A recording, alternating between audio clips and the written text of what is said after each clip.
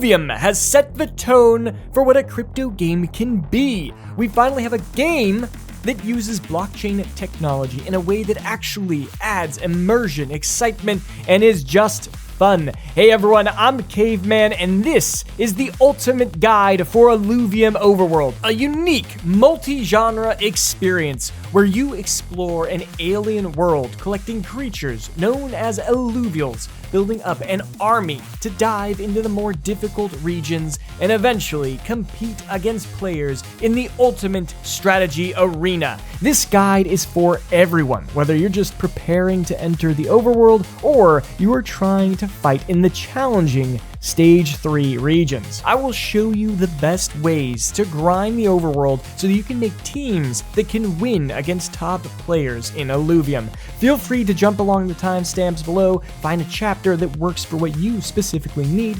Otherwise, I'm going to start with the tutorial. I will show you how to capture your first Illuvial, explain what to focus on in the beginner regions, and then progress through each stage, providing the best practices and tips and tricks. I won't be going into PvP arena too much in this video, but should have a link here once that is done. You're gonna want to save this video as you're progressing throughout the overworld, or if you just need to find a specific mechanic. Let's start with the tutorial. If you're struggling here, do not worry, you're not the only one, especially if you're not an FPS or third-person shooter. I've heard of others struggling just to get that first Doka, so don't worry. I actually had my girlfriend play this. I was sitting there taking notes as she was going through and seeing where she needed help and just giving her pointers to push along, and I think these will make it super easy for you to get past that first phase. When you start roaming around, you may not understand what you can shoot at or collect, and this can lead to a lot of walking around, jumping inside random flowers, and just spending a lot of time exploring but not finding anything.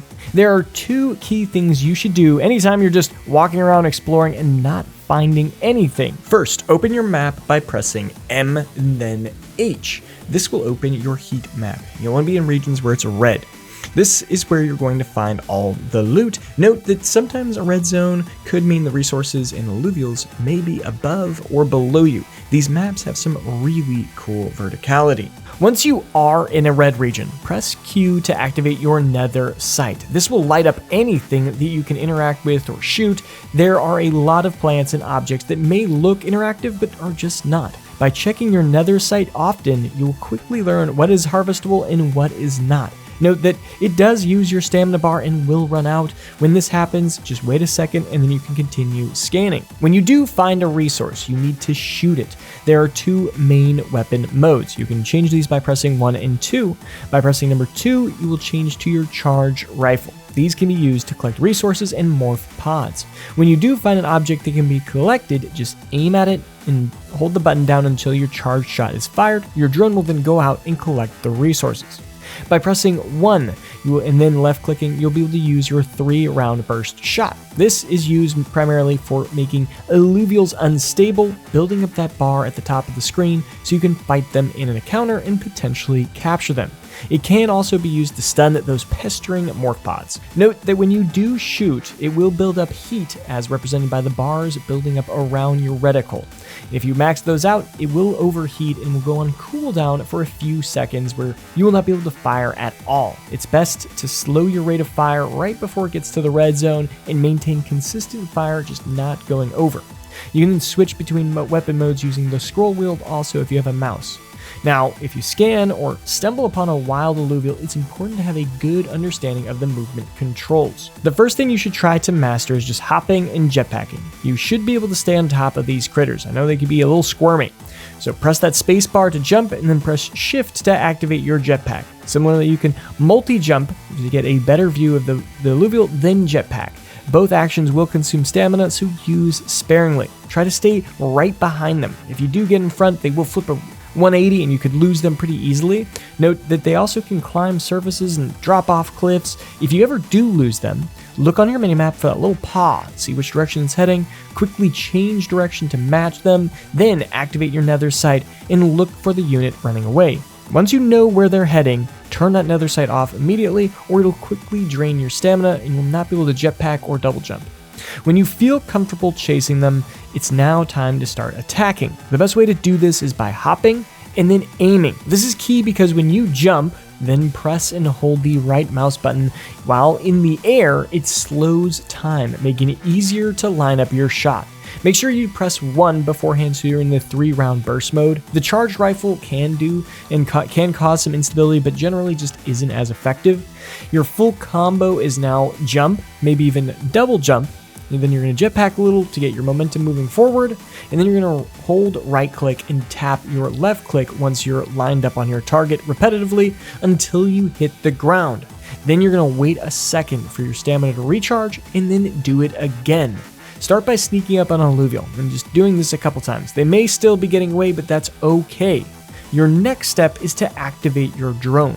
Now, there are 4 drone abilities to choose from, and they can all be activated by pressing F. Some will not do anything unless there is an Illuvial nearby. I'll quickly break down all 4. First is Mozart. This little cowboy can whip out a lasso on your target and slow them down for 5 seconds. This is personally my favorite. It buys you a lot of time to keep up constant damage and pressure. The second is Hilda. This drone will lock the Illuvial down for 3 seconds in a force cube and do a small amount of damage. It's basically the same as Mozart, but the stun is not as long, but the damage can be beneficial, so it's a solid choice also and may be better for beginners. Then you have Bach. This will do its own attack. It comes out and shoots out lasers. It's pretty cool and can work, but it just doesn't do enough damage at the later stages when the Illuvials have a lot of health or a lot of instability that you have to build up.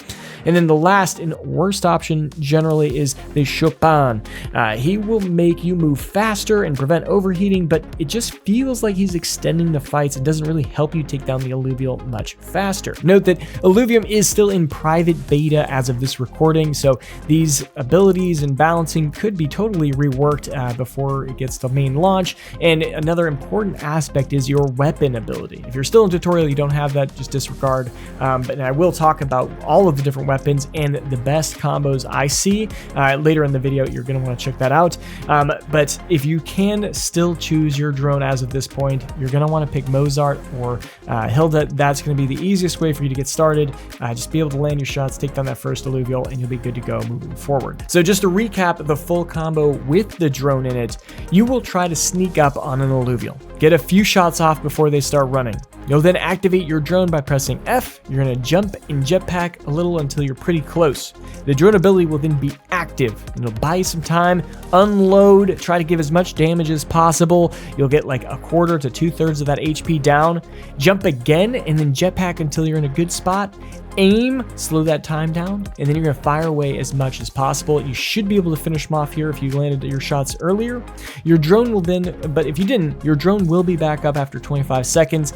Activate it again, and you should be able to finish them off in that second cycle. If not, you probably could get a 3rd chance before they make it to the portal. So just try to do that a couple times, and I'm sure you will succeed after doing those combos.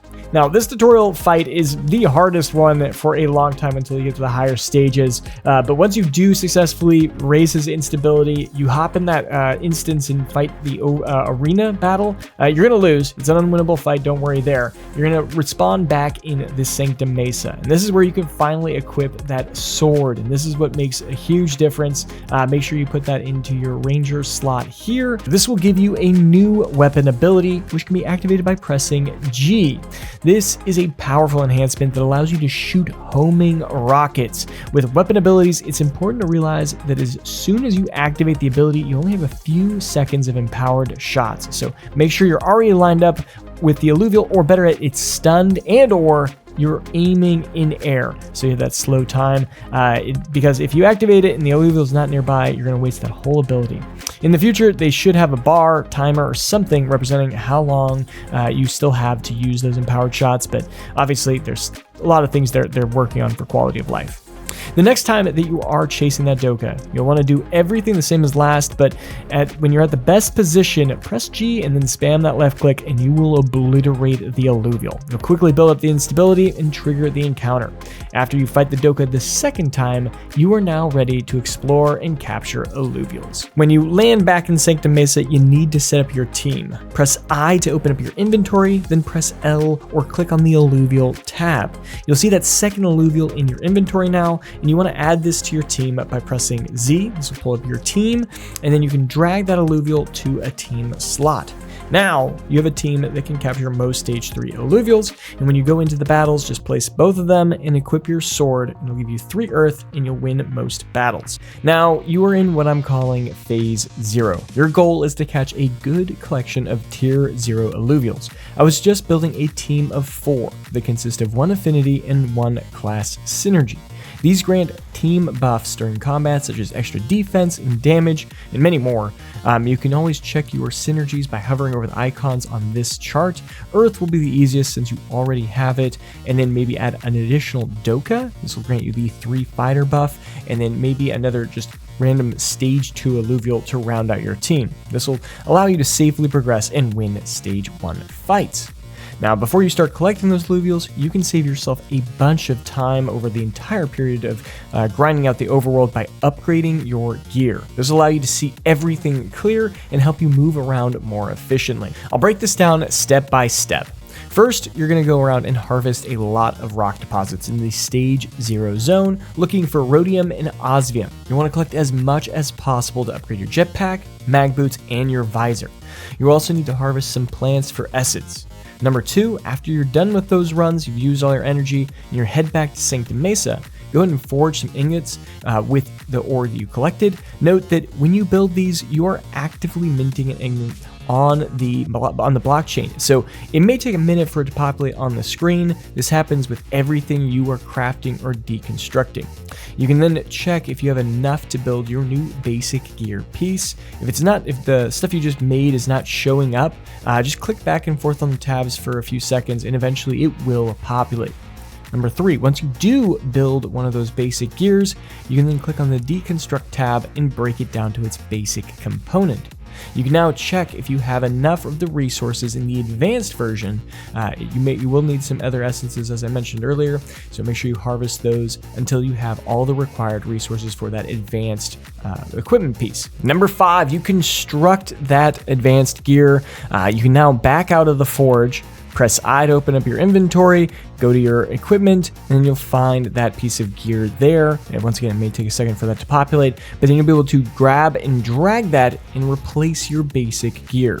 You can then break down that piece of gear for a new basic component, and if you have enough, you could then also build an advanced component of the other 2 that are remaining. I would suggest getting all of the advanced gear first, starting with jetpack, then mag boots, and then finally the visor. I would suggest watching this movement video here on how to really master the movement. They did change one thing in this most recent update where if you you just tap your jetpack a couple times at the beginning, that'll really give you that initial burst, and then you can go into your mag boots and really launch and keep that momentum and speed as you glide through the air. Now, if you're okay grinding, I would suggest to keep going out and get that supreme gear, that Stage 3, but I understand that can be boring for some and you just want to get in and capture some Illuvials. So, there are players that may be listing them on the marketplace for cheap, so just check there from time to time. Now, you should have had plenty of shards from collecting ore, and it's hunting season. Make sure that you go back to the forge and cure them. You'll attack pretty much every Illuvial you see. After each run, restructure your team so the next time you are better prepared. In case you do run into an exalted or greater Illuvial, you'll really want to capture those. That's really all you're going to be hunting for in the Stage 0 region. They will be bigger, actually their unit will be bigger, and their name will populate on the instability bar when you run into these.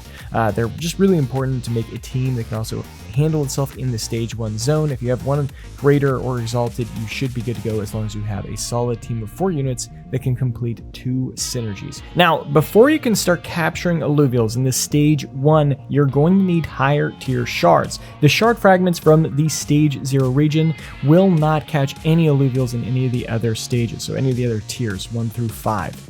So make sure you do a run or 2 collecting the higher tier shards. You can collect these at Stage 1, 2, or 3. The higher stage will give you higher tier shards. That'll give you better chances of catching. Since if you're still playing on testnet, obviously just go to the Stage 3, collect the highest tier ones. That'll just be better. I mean, it's the same amount of time to collect, so you might as well go there instead. I will provide suggestions on which shards to use on which Illuvials later in the video, but before proceeding, I would strongly suggest going to the arena tutorial on the main page. This will be key in understanding all the underlying mechanics and will greatly improve your chances of capturing Illuvials. And remember to check the encounter mods in that top right. If you see 5 up there and they synergize well with the team, you may be in for a fight that is just not winnable. But I'll break down arena tips later in the video. Now, when you do start shooting at an Illuvial, you'll notice it takes a lot longer to make them unstable. If you start struggling to take them down again, I would strongly suggest building a higher tier weapon that will make triggering that encounter way easier. I'll now break down each of the weapons and how they interact and how to craft them. I also think it's time we went over some vocab real quick. With weapons, Illuvials, and many other craftable gear, there are stages and there are tiers. Stages are like the regions. They're signified by these 3 dots. Stage 0 has none, stage 1 has 1, and so on. Generally, the higher the stage, the better the stats, and it is created by a combination of lower gear, just like the advanced jetpack you made.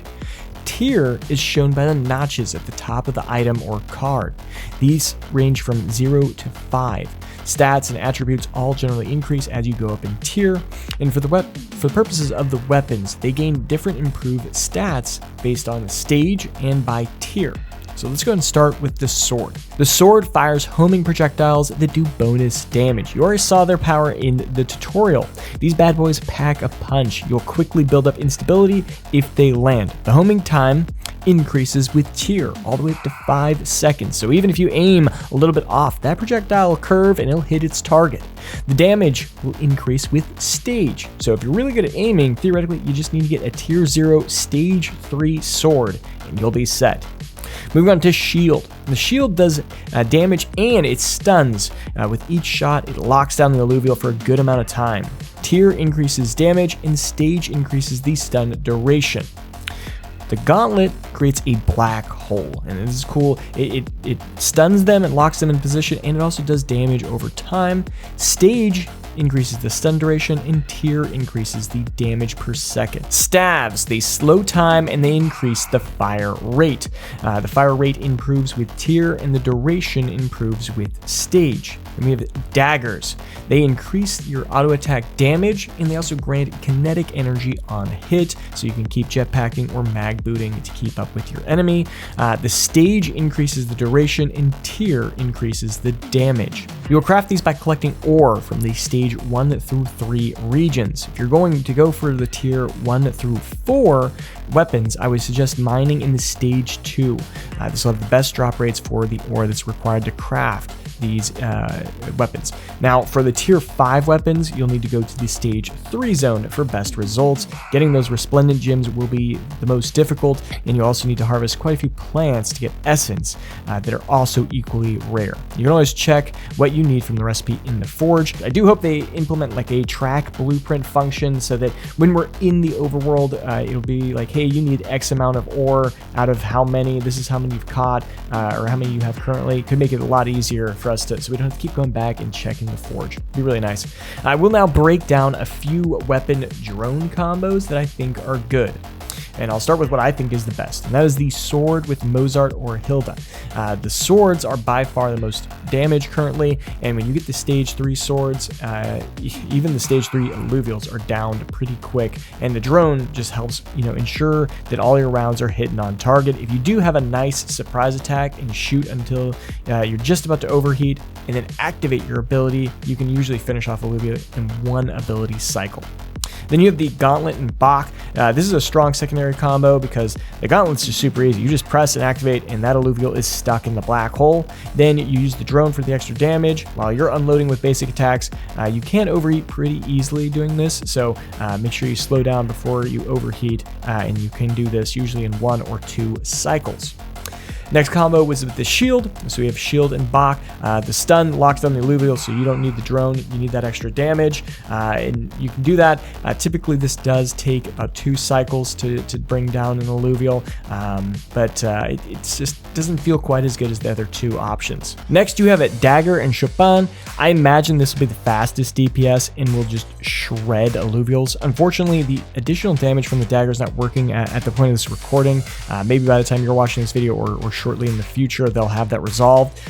Plus, you get the extra movement speed, so you can really stay on top of Illuvial, and then using the drone, it gives you unlimited, so you don't overheat. So you can pretty much just unload continuously, and this will just, I think, really shred. And it'll be my favorite probably for just how much time it takes to just kill an Illuvial and move on.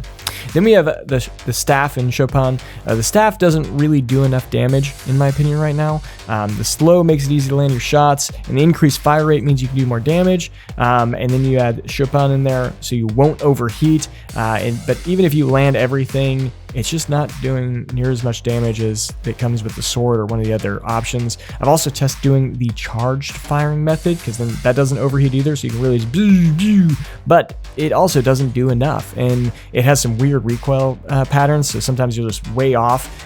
So I just think that the staff is the worst for those reasons. It could be a cool combo if it's balanced more appropriate in the future. Now, these are just a few that I've tested. I'm sure there's a whole bunch of different combinations I haven't gone over that might be good. What are you running? Let me know in the comments below.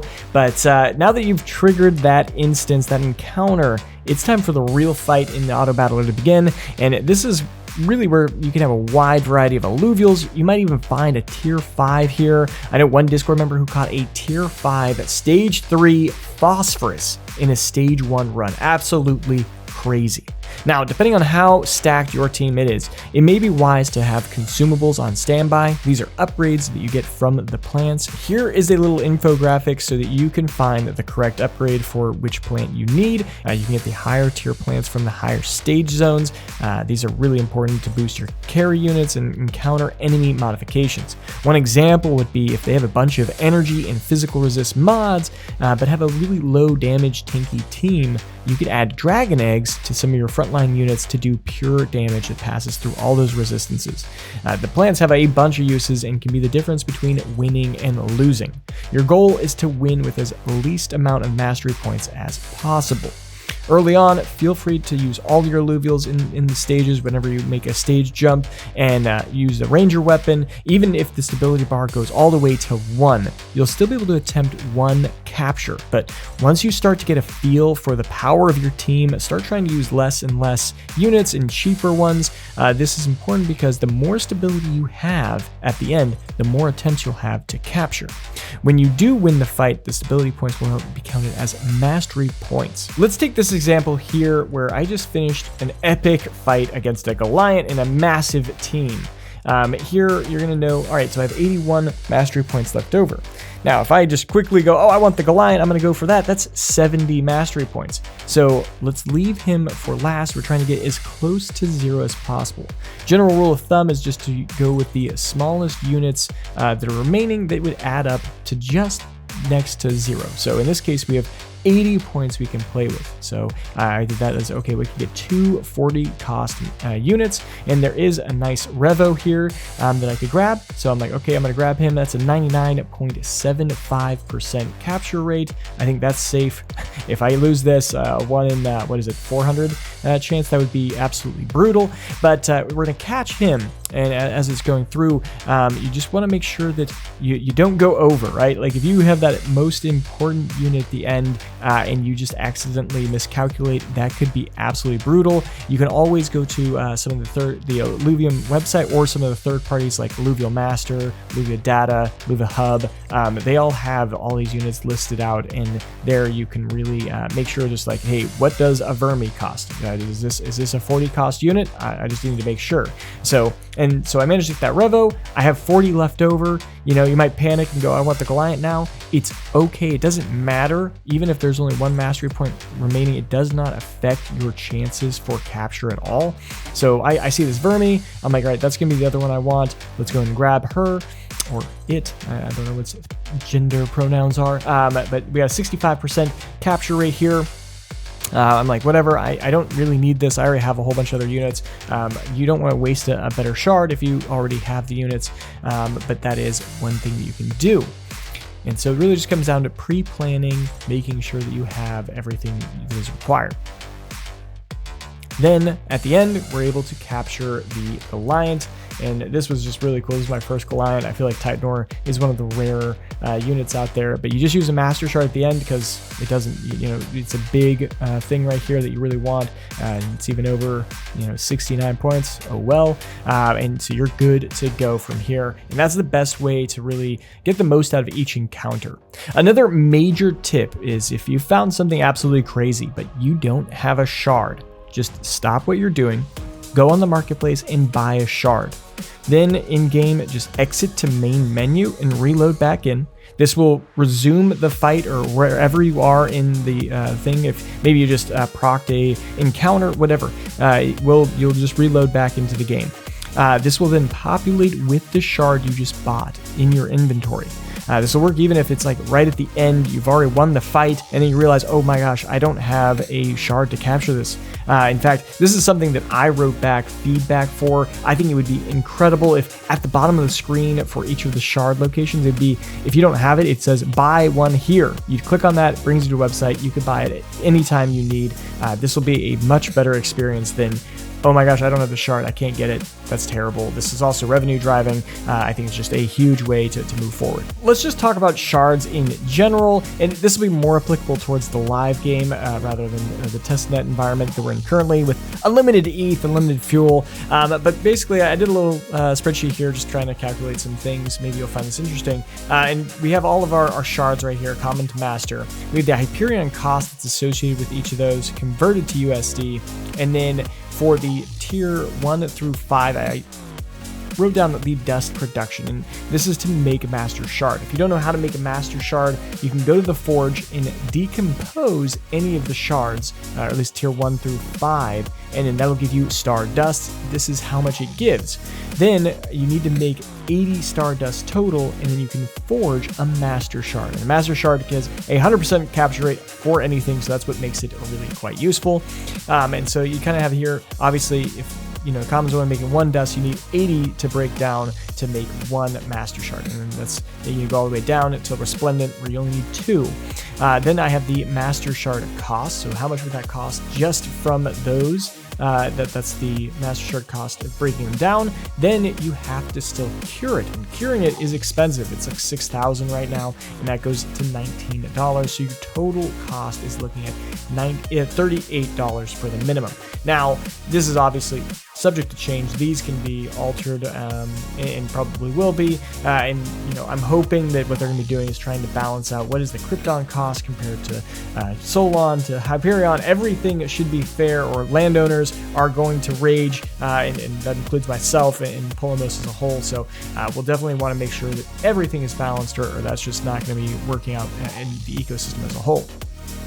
And so then what I did is I just did a quick probability here, trying to convert what is the minimum viable percentage, where it's more effective just to go with common versus master shard, or resplendent versus master shard. And you'll find that doing 80 attempts with a common shard is more cost effective, or catch probability, than it is to use a master shard. I then went another level further, adding in the additional cost here, making that into some probability formula, and basically doubles the cost of the shard. So it kind of doubles the minimum viable, or cuts the minimum viable percentage by half effectively. So realistically, if you can catch something with 30% chance with Resplendent, you probably should. If you can catch something with a 0.57% with a common, you should. Is that how we work? Is that how I work? No, definitely not in the testnet, and I don't know if this is proper either way. But if you have thoughts on this, love to hear your feedback and what you think on that. And then obviously we have our fuel can vary in price from the lowest I've seen is 0.0038 to 0.0041, so that can go from $38 for a master shard to $41 for a master shard. Let me know if I did that math right or not, but here's the general strategy I've been doing for my overworld runs. Obviously, this is testnet. Don't do this when the real thing comes out. But basically, you use your shard fragments for all your T0s. If it is a stage 2 or stage 3, 3, I pop up to the common or uncommon.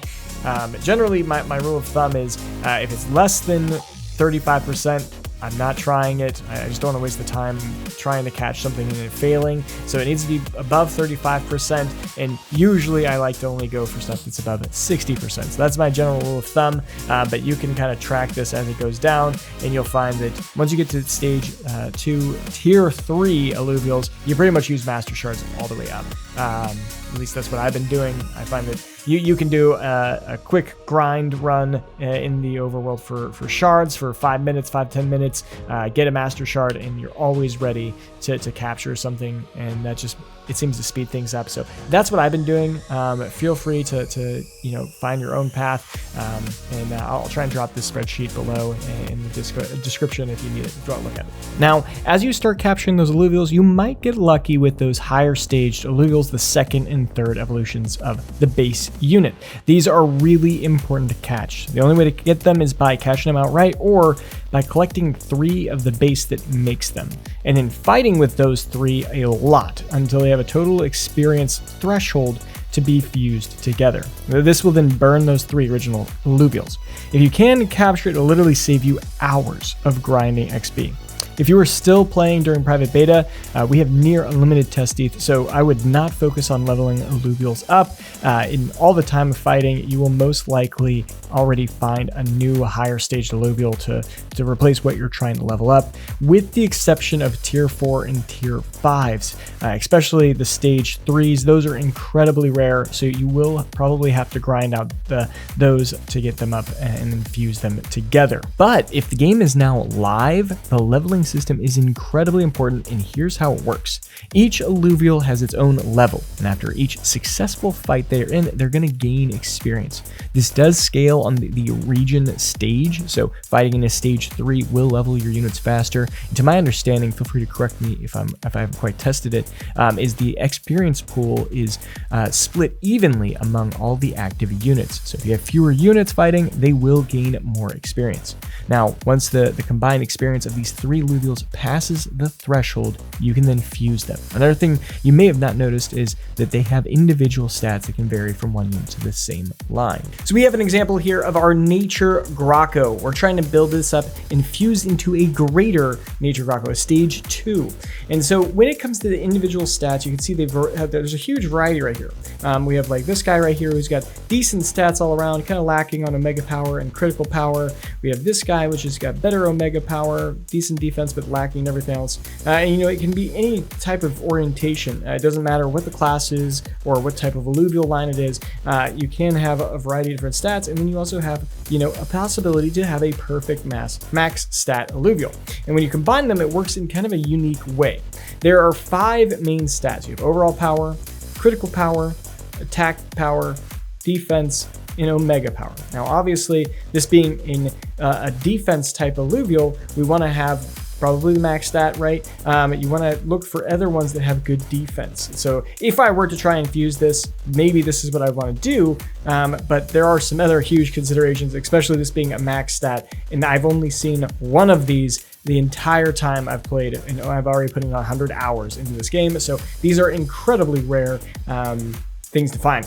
So let's break down another example, and this is where I fused 3 flares into making a stage 2 Singe. This, required experience was 4,114. You'll be able to see all the different experience I have at each level there.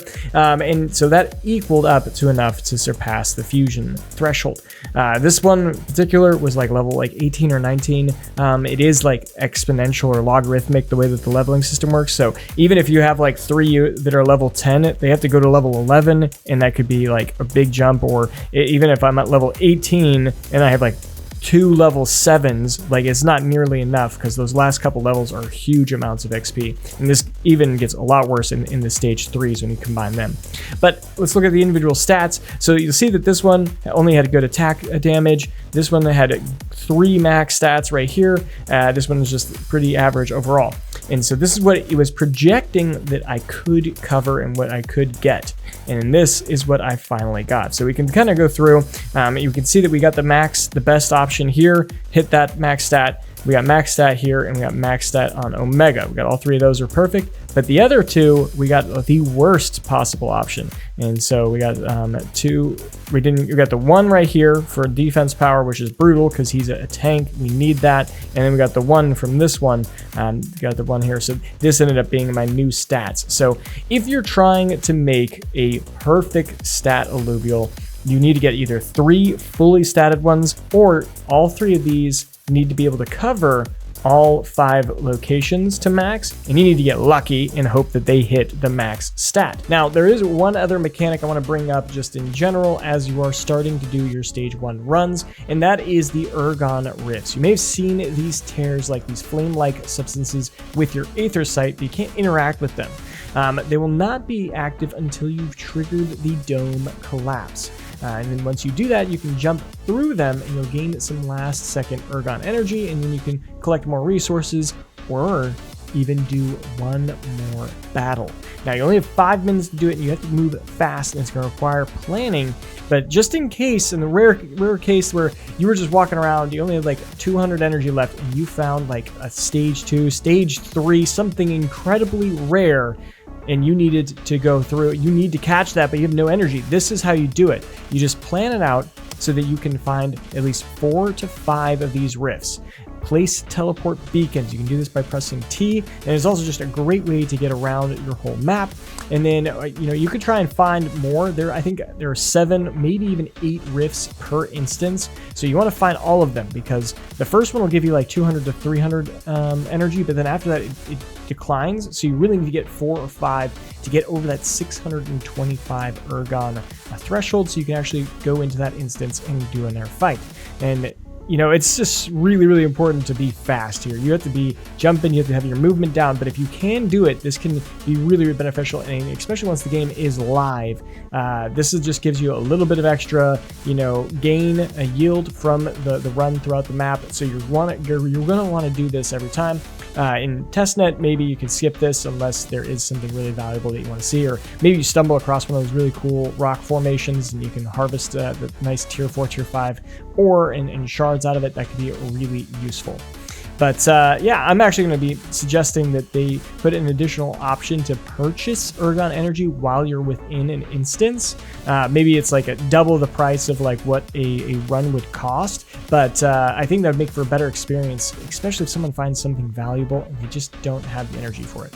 So now that you know how to do all of stage 1, let's talk about how to start going into stage 2. To get here, you're going to need to increase your team size to 6, maybe even 8. If you don't feel like you're really comfortable with the arena, you're going to need to farm some ores and build an index capacitor drone ship. This will add 2 more slots to your team, so you can boost up to 6. And if you want to go to 8, you'll need to get 2 of them, and then you'll put 1 in this slot right here for logistics, and then 1 slot here for the absolute. There are a bunch of other useful chips in this game, but I won't go through them in this video. Maybe in the next one. So you want to hit that subscribe button so you can see those as we play on. But the best way to farm for these drone ships is to go into the stage 2 regions, go there and collect all the ore from the Geodyne rocks, specifically Geodyne.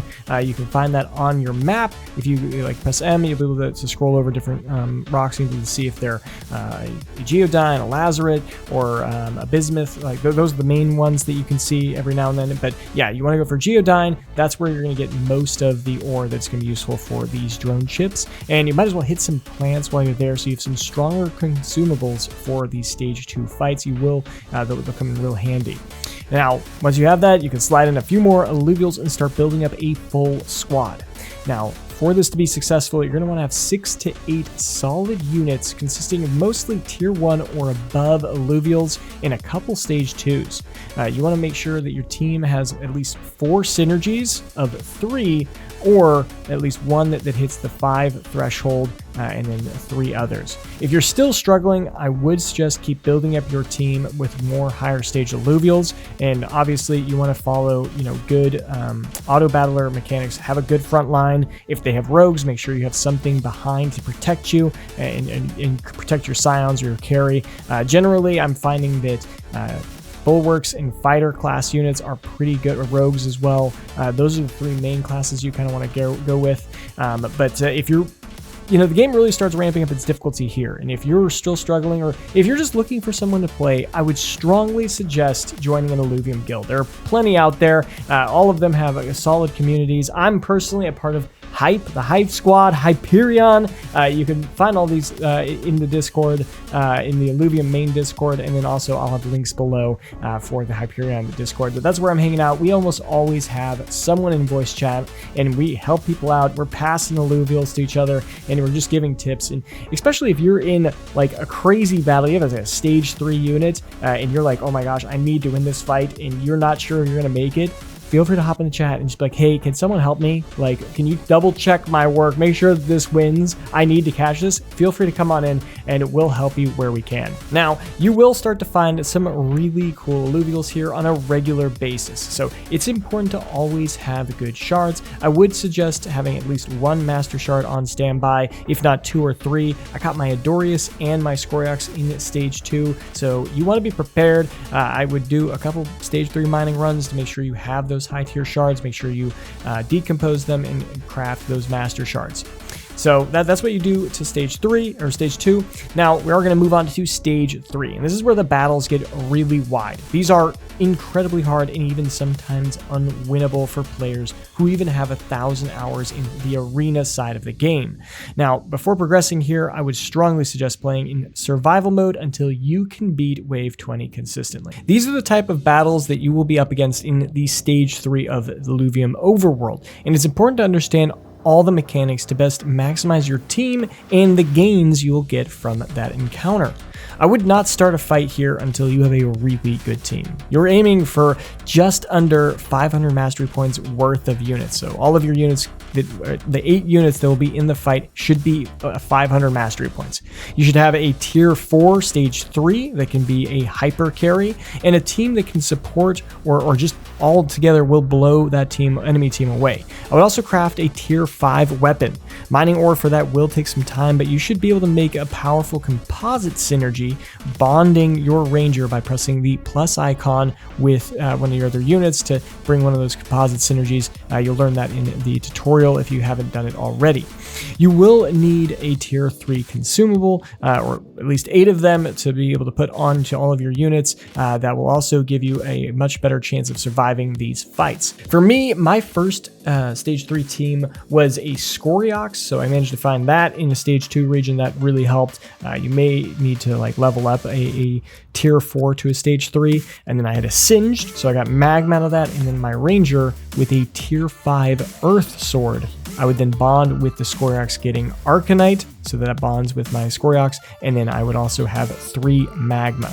I then had a bunch of fire units and 5 Bulwark. That's what I had a pretty strong team. My Scoriox was an absolute beast, could cut through the team, and my 5 Bulwark would give it enough time to survive. That worked for most encounters, but it would still lose against some for sure, especially if you see that star, and we'll talk about that more in a little bit. But every time I would enter a fight, I would check in the top right corner and check those mods. I've already mentioned that multiple times in this video, but it can be scary, especially if they have the star, which grants the enemy team 60% additional damage, and it is just super painful. If that's combined with any other damage mods, you may just want to press escape, as hard as it is to leave something valuable. Otherwise, you will lose. You're going to waste your consumables, lose the integrity of your Illuvials, I'll talk to that in a moment, and then you'll waste your time, especially if you're in a case where they not only have that damage modifier, but they also have extra crit amp, attack damage, and it's a rogue team. You might as well just leave. Like, seriously, you're just going to waste time. And I was someone who mindlessly tried to fight these, and I just wasted so many consumables, and I'm sure you might try it too, but unless the cap of the 500 mastery points for our team is lifted so we can actually have bigger units and more of them on the board, it's just not enough to win some of these fights. And then also, in case you don't know what integrity represents, every time you battle and your units take damage or they die, they're going to lose some of this blue bar, which you can see from the outside. If that decreases less than 25%, your unit will then have a 20% attack speed debuff. And if it goes all the way to 0, you will not be able to use your unit at all in that run altogether. You can use a ring nut consumable to bring their integrity back up. So if you're doing a lot of battle in a single run, make sure to use those. before you lose your efficiency. Now, you will start winning these epic battles, and you'll be collecting some of the coolest creatures in gaming. The final step is to show off your team in player versus player. Head to the Ascendant mode and battle it out among other players. There are several guilds hosting tournaments with actual prize earnings, and this is just a private beta right now, but this game is only going to get better. I hope you found something in this video valuable. I know it's a beast, it's long, and this is just beginning. I know I missed stuff, and so I'm going to try and make a couple other videos covering anything that I missed, but hey, if you like this video, smash that like button, subscribe for more content, and I'll see you next time. Caveman logging off.